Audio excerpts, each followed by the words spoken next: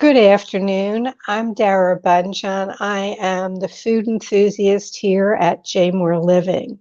I'm a food writer, food stylist, PR maven, and a frustrated baker. Those of you joining us live, feel free to drop your questions into the comment box, and you will see me turn my head from time to time to check in. The recently opened Church, a bar in Baltimore's Old Goucher neighborhood, goes beyond the typical neighborhood bar. Think chef's residencies, a fellowship hall, and of course, curated cocktails by 2019 Esquire magazine's Beverage Director of the Year and one of the three partners at Church, a bar, Chelsea Gregoire. The second of the founding partners, is Marisa Dobson, who is also a principal at Scintillate, a PR and marketing firm. Baltimore Magazine named her one of 30 women shaping Baltimore's future. So let's bring the girls in, or let me bring them in. And so what is on your plate today, or should I say for Chelsea, your old-fashioned glass? What is on the plate today? I mean, it's really, opening church has been really great. It's been exciting to see how engaged everyone is with it just from the jump. Our staff is wonderful and also just equally, if not more engaged and excited than even our guests. And it's just been a really palpable sense of community. So every day is exciting. Every day is full.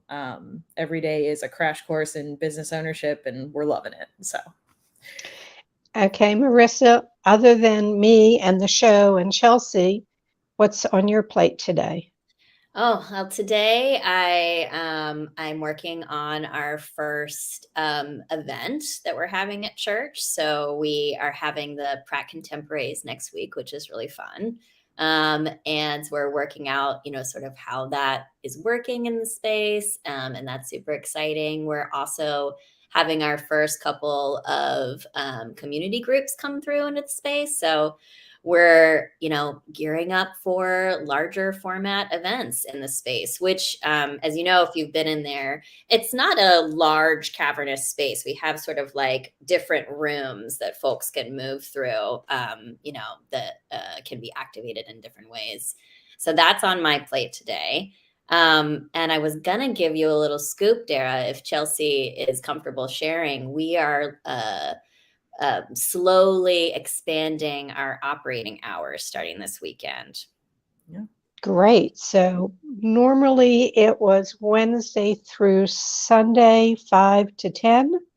Yes. And starting this weekend, we're going to move a little bit closer to midnight. So join us for a nightcap and let us close out your night right. Okay. Chelsea, Yes. I know that you're the major influence, but explain to everyone, why did you name the bar Church? What was that inspiration? Let's talk about that for a moment. Sure. So,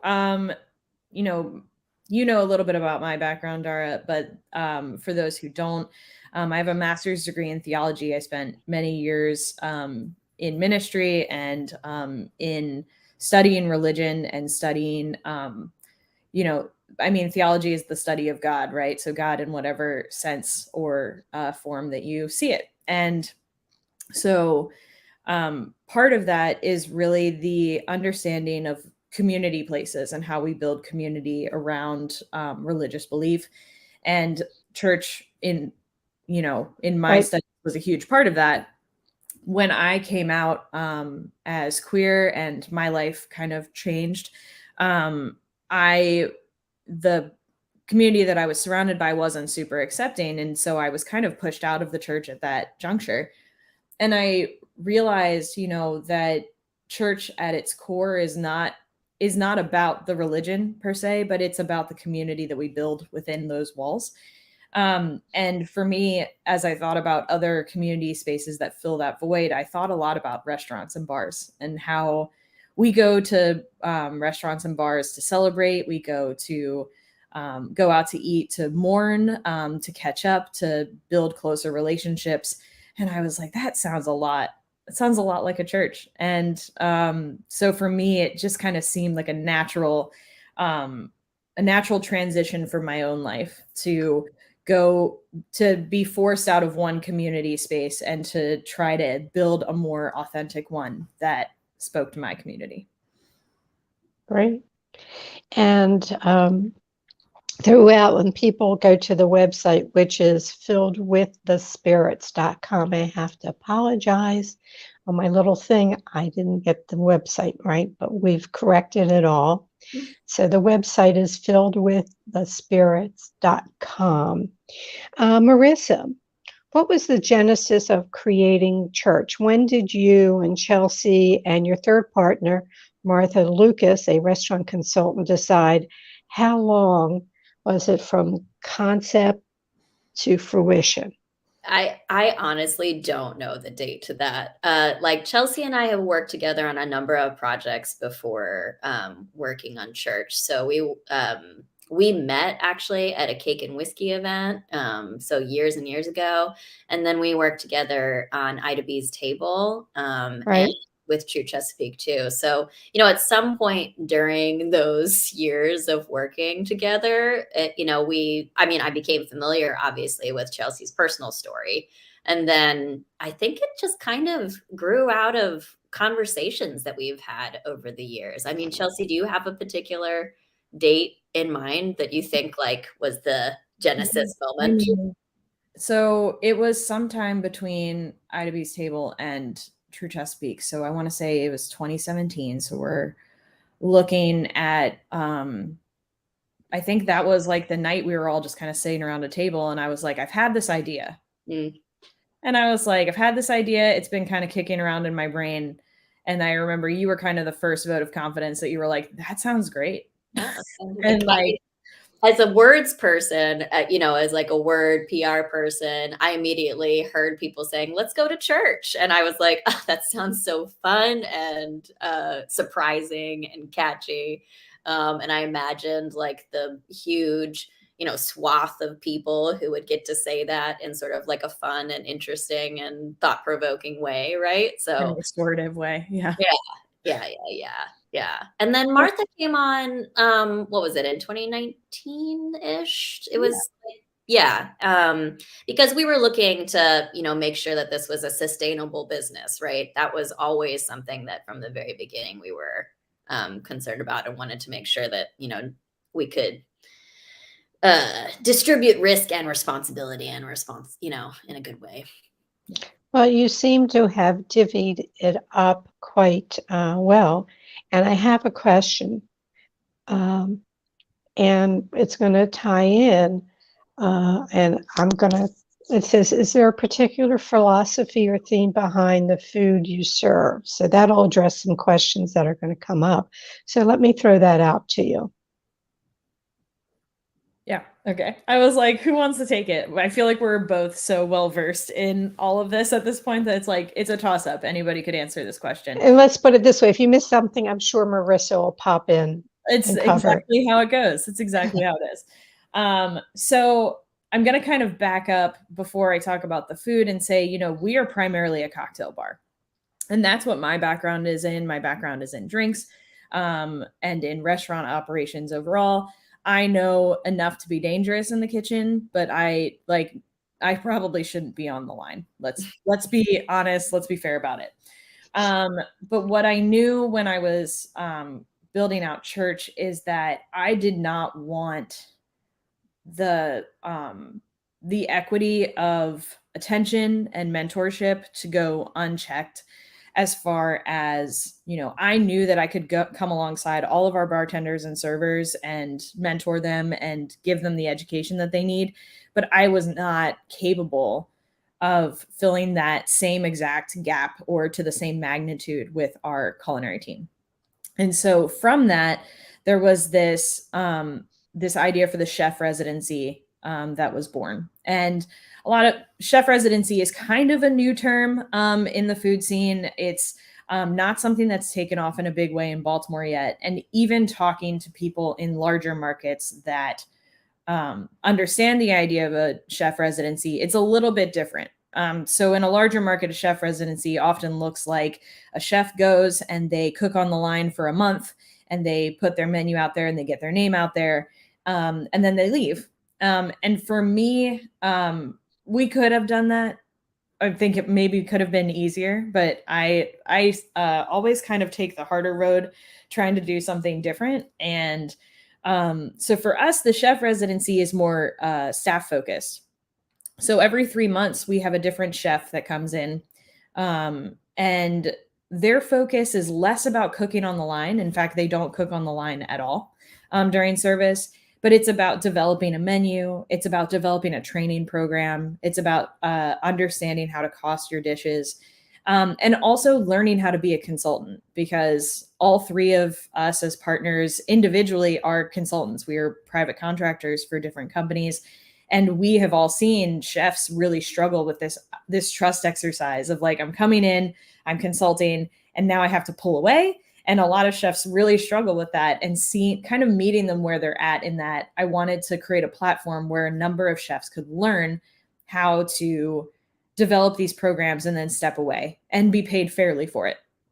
At the same time, to circle back on the mentorship gap, I knew that if I could put a number of different chefs in front of our culinary team, that our cooks could learn from a variety of backgrounds and a variety of cooking styles, and chefs that went to culinary school and chefs that didn't. And they didn't have this brigade system where they felt like they were just waiting for the person above them to burn out in order to get ahead. Right. If we could turn that on its head, that would, one, match the philosophy of everything we're doing at church. Two, it would create really engaged, really well-rounded cooks. And three, it would fill that mentorship gap in a huge way, because they would be expanding their network and expanding their resume just by working at one place. So with that, that's kind of the philosophy and theme. But really, the overarching theme is that the chef residency is a vehicle for us to teach people how to pair food with drinks, because the drinks are the show. And we wanted to have really delicious and delightful and inspiring dishes. But we wanted it to just kind of highlight and bring it all back to this idea that we're coming to church to get filled with the spirits. So hence the name, filledwiththespirits.com. Marisa, did you want to add anything to that? No, I think Chelsea well, and I'm just so proud of them. That was a perfect way to end it. And then thank you, Dara, for repeating the website for everyone.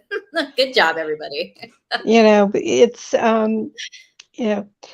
Chelsea was on the show when we used to do it in studio, and that wasn't long after you won or were acknowledged by Esquire magazine as the beverage director of the year. You were at True Chesapeake, had just opened, and then boom, COVID. So we were talking, Marisa and I talked prior to this, and we talked about the chef's residency, and what we both knew. She brought up the Chef's Club in New York, which was Food and Wine, which has since closed, but they have one in Aspen, and they would bring in chefs. And who do we have in church now? What type of menu are we looking at, and who put it together? And tell us about the cocktails that you've put together to blend with that. Marisa, do you want to take the food portion? I'll chime in with the cocktails. Sure. So right now we have Dwight Campbell, who might be better known as one of the co-founders of Cashew Creamery, the dairy-free ice cream scoop shop over on Howard Street. And Dwight's menu draws on his Jamaican heritage. And so it's like really flavorful and colorful and beautiful. It also has this, our something to dip is an ackee, which is the first time that I've ever had ackee in that form. So I think that's really cool. And I don't know that there's anywhere else in Baltimore that has that. The next two are Chef Melanie Kerr, who who has an incredible resume, and used to be the exec chef of Movable Feast, and now runs her own spice line called Chauncey's. I'm really excited for Chef Mel's menu, which will be coming up in January. And then after Mel is Anna Kent, who people know probably from Tomcats. She has a stall at the Waverly Market and also does a lot of like private vegan events. Right. Anna is also from the bar community. So that's going to be like a really fun menu as well, because she has all that background as well. So over to Chelsea to talk about how that pairs. Yeah. So, Chef Dwight's menu and like Jamaican flavors, there's a lot of spice, there's a lot of salt. I mean, me consuming that food, it makes me want to drink more. And I think that's, selfishly as a business owner, I'm like, yes, that's what we want. But at the same time, just to kind of, at a bird's eye view, talk about the beverage menu. As people have been coming in, they've been like, where did these cocktails come from? How did you come up with this? And I have to be honest, I have done so many restaurant openings. I've worked with so many different clients, and I've formulated so many menus that Right.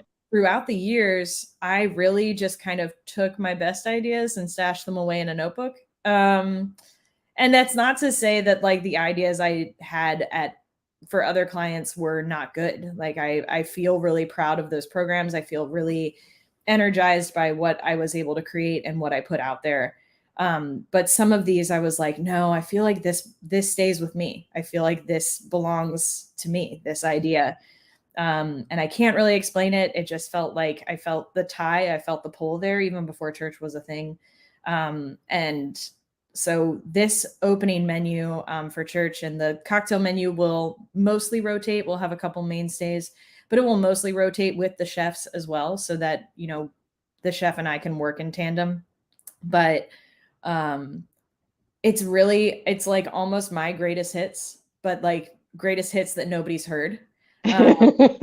Which I, as a person who grew up loving Kate Bush, I almost feel like it's like the Kate Bush of cocktail menus. Like all of a sudden everybody knows Running Up That Hill, even the young ones. And I'm over here like, it's been a greatest hit. So yeah, I'm proud of the cocktail menu. I think it's approachable. I think it's exciting. I think that it's just innovative enough to keep people engaged and excited, and for them to ask questions, but not so overwhelming that you feel like you're reading a different language when you look at the menu.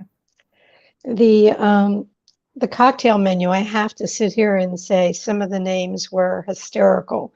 They tied in with church. One drink was Four Blessings, Bath and Body Works, St. Vincent's.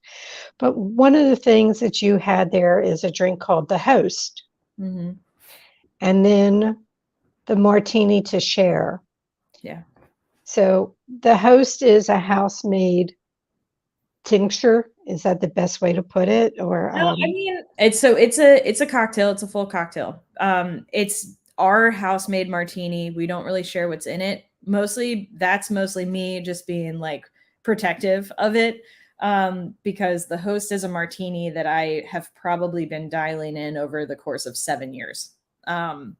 Just kind of, working on that and formulating how, there's a lot of science that goes behind it. We're talking about like the science of dilution and doing things by weight, and really, really dialing it in to a really microscopic level. But what you get as the guest is not so scientific. It's just really elegant. You have a bottle of martini. That Martini to Share is a full bottle that you would find the same size on any back bar or any home bar that comes to the table. And it is stored at -5 degrees, and it's ice cold, and it's silky going into the glass. Me and the servers, when we pour it, we have to hold it with a towel because it's so cold that it will freeze to your hand. That's how cold it is. So for all my cold martini lovers out there, we got you. And it also comes, we have 3 house-made garnishes. We do preserved lemon. We do what we call our pink pearls, which is pearl onions with a variety of vinegars and pink peppercorn that make them actually come out pink. We have our house marinated olives, and you kind of get to garnish the martini yourself. And it's such a wonderful experience. And that kind of martini to share is really the essence of what we do at church. It's that idea of gathering around an idea and just letting it grow and stimulate conversation and relationship. And I think for those who love a good martini, what better way? Yeah.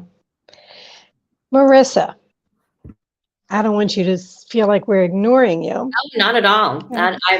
This is great. And the only other little bit I would say about the cocktail menu is that we have, and I was just talking to a few folks about this week, so I want to make sure this gets out there, is that we currently have five spirit-free versions of the same cocktails. So there is no different segregated menu for folks who are sober.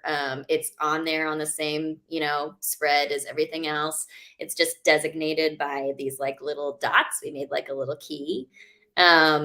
And I mean, as someone who's there now, sort of multiple nights a week, just kind of like hanging out, I'm also really grateful that we have spirit-free cocktails, and they're really excellent, and they're beautiful, and they come out looking just like everyone else's cocktails. So, yeah. Right. I'm known not to be a big drinker, maybe some tequila now and then, maybe too much tequila now and then, but mocktails, Yeah. I want to taste those flavors, but I don't particularly need the buzz from the alcohol. Right. I do have a question, another one. Some bars have bourbons, others rum, others gin. Does church specialize in or collect any single variety of spirits? I'll take this one. So, we, at being a place so focused on community, we also really love our neighbors. And, in Old Goucher, we're so lucky to have great neighbors like Fad and Sonnen and Clavel and Dutch Courage. And they are all like their niche, their specialty. They are so good at it. And, for us being more focused on the community aspect and more focused on the overall experience rather than a specific type of spirit or a specific type of cuisine, it allowed us to just kind of be widespread and to just bring in a number of spirits in all categories that we feel are really delicious. And for me, I always look for what's the best example of what that spirit is supposed to taste like what a bourbon is supposed to taste like, what a rye is supposed to taste like, or is showing innovation. And so we don't collect a specific variety or family of spirits. We like to hit on all the bases and let our neighbors who do the niches so wonderfully, let them do their thing. Right. And let us just be there with them. The one thing that I find super fascinating about Chelsea's menu, actually, and with Chelsea, I think you should definitely talk more about it, is your the way that you organize the beer section. So we don't do drafts. Mm-hmm. Okay. Yeah. So I for the beer section and also for wine, for people who want to come into a cocktail bar but may not want to drink cocktails or they don't like cocktails, I feel those people ask me what my favorite drink is. I don't drink anymore, but over the past few years they're like, well, what do you like to drink when you go out? And I'm like, a Miller High Life. So as that person, I resonated with that and having something that is just as engaging. So what we did is we rotate our beer and wine menu by only buying like 12 bottles or so of things at a time. And then we change it so that there's always something new and exciting and fresh for our beer and wine lovers. And our beer menu in particular, we have 4 varieties at all time. There's a non-alcoholic, there is the cheap beer, the craft beer, and the nerdy beer, and they rotate within them. And so, and on any given night, you're like, well, what's the cheap beer right now? And we'll tell you, and maybe it'll be the same as it was 2 days ago, or maybe it'll be something totally different. But that same like level of care and excitement and just something different on offer is something we wanted to lean into for our folks who don't necessarily like cocktails. Great. I like the word community. We were talking about that in a fellowship hall. Now, I understand that we have the rotating chefs and people coming in and training there for staff and for them to engage and learn, but it's also there for the neighborhood. Am I correct? Yeah, that's the intention. I mean, we have been open, I think now a month. So our hope is that if we can be sort of like a backstop community space that people can use for different either hospitality wide trainings or as like a space for people to do maybe like a half day retreat or something like that. Chelsea has created an entire wall of whiteboard. And we have, we have like what it's like student seating. So we're able to fit, how many people are we able to fit down there in sort of like student seating? We can fit I think about 25 to 30. Yeah. Mm-hmm. And then also we have like a nice long table, which can also be, put in there for conference style meetings and things like that. But yeah, we're currently using it for training. We're still doing, additional trainings right now. And actually that might be an interesting little tidbit for you to share, Chelsea, about sort of just like the training modules that we are putting in place for the different positions. Yeah, I think that's always been a major focus of mine is education.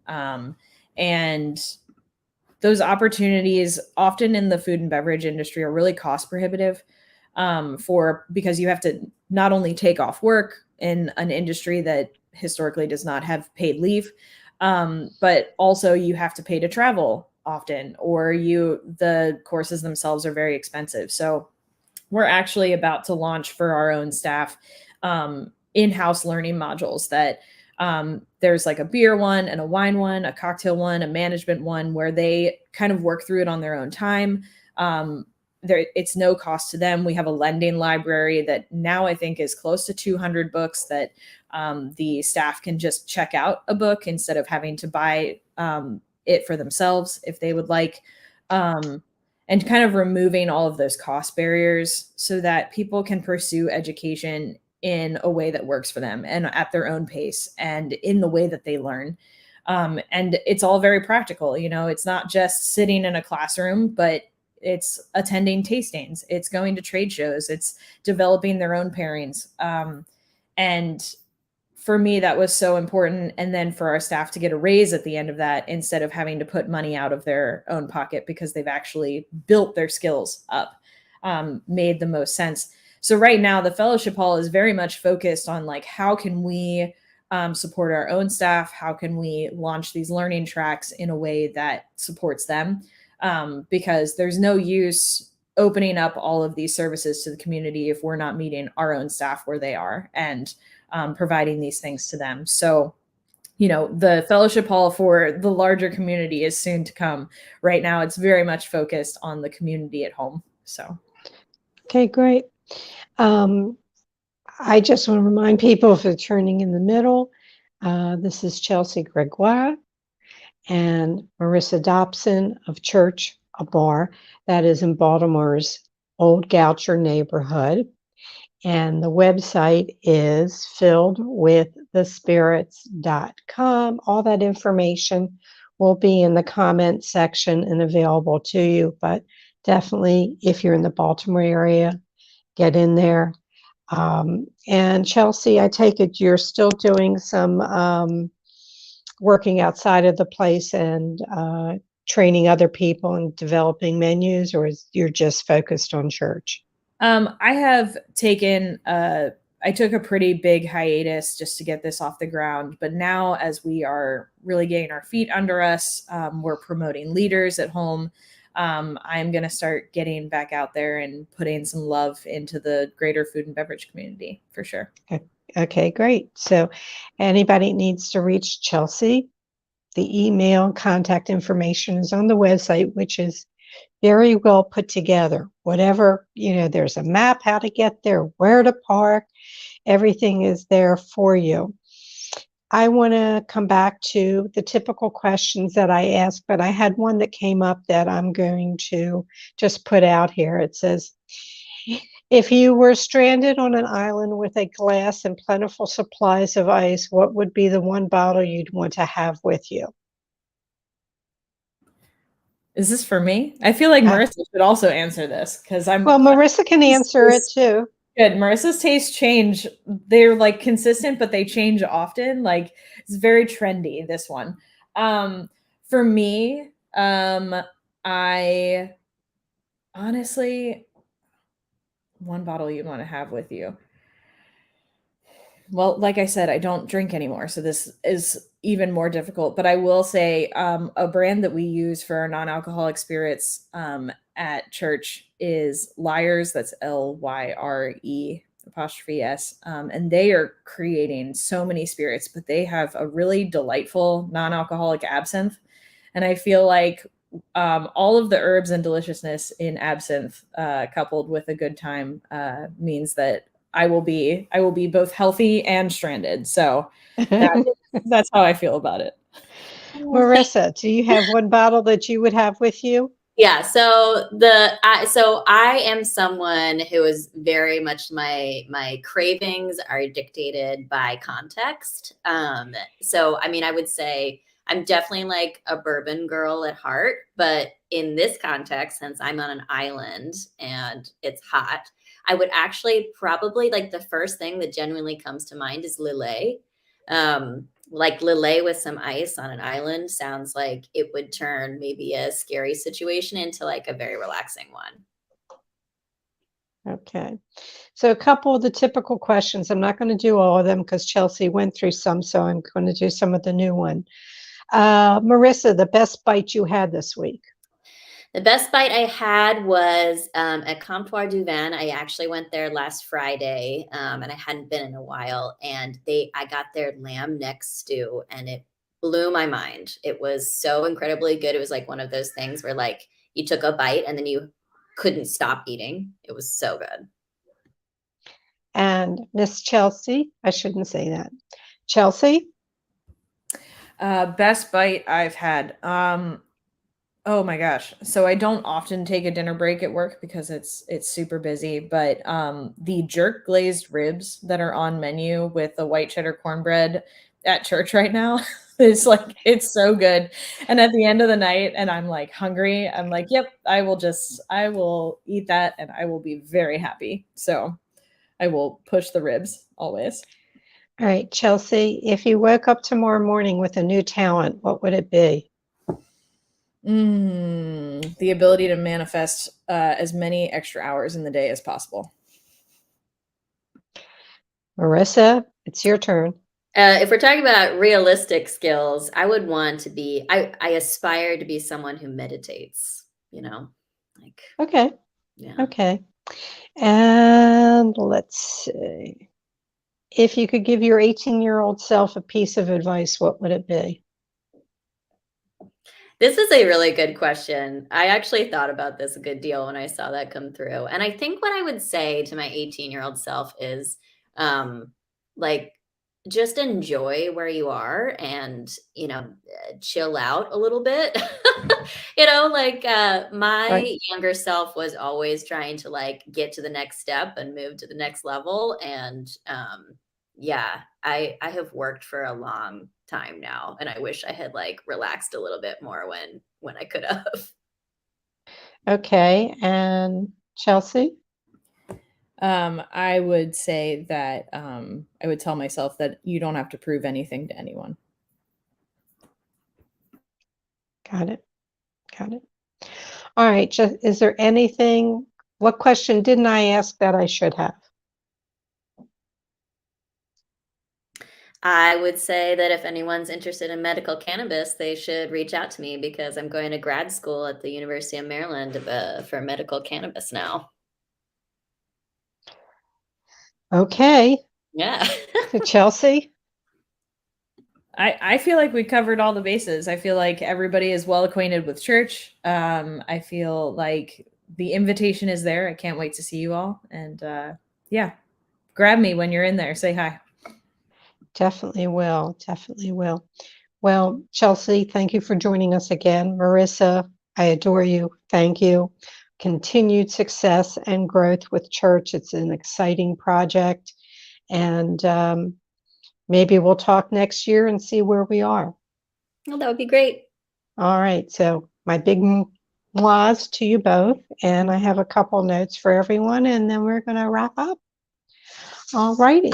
Let's pull the paper up because we know my memory's shot. The Food Enthusiast will return November 10th after a short break. My guest will be Linda Skeens, a 74-year-old grandmother from Appalachia who has won over 30 blue ribbons for her cooking. Her award-winning recipes and delightful family stories will be published for the first time ever in a new book called Blue Ribbon Kitchens, Recipes and Tips from America's Favorite Country Fair Champion. From her melt-in-your-mouth strawberry fudge and her heavenly buttermilk biscuits to her luscious bread and butter pickles and fried catfish with tartar sauce, in Blue Ribbon Kitchen, Linda Skeens shares the secret recipes she collected and perfected over a lifetime. She will be our guest on November 10th. The book will be coming out in the fall, I believe. And not the fall, or next spring. Not quite sure. We'll get the update then. On local news, the renovation is complete at the historic Lexington Market, which is just reopened. There'll be new vendors coming in, but it is all refreshed and new. And those visiting Baltimore, you might want to pop by the Lexington Market. Also, the first Asian street market themed restaurant in Towson, Street Food by Watersong, will debut next week. Their address is 3 West Chesapeake Avenue, similar to its sister location in Federal Hill, which serves authentic and traditional dishes from the Yunnan province in China. Street Food will offer a fast casual dining experience with a twist, delivering creative spins on traditional Asian market cuisine with influences from Vietnam, Thailand, Singapore, Korea, and beyond. If you need to reach me, you can reach me via email, food@jmoreliving.com, or my Instagram @DaraCooks. All shows are immediately archived in video form on J More Living's Facebook page and jmoreliving.com. Feel free to dig into our video archives for past shows. We truly appreciate it when you share the program with friends and family. As always, may your plates remain full. Thank you for tuning in. I will see you November 10th.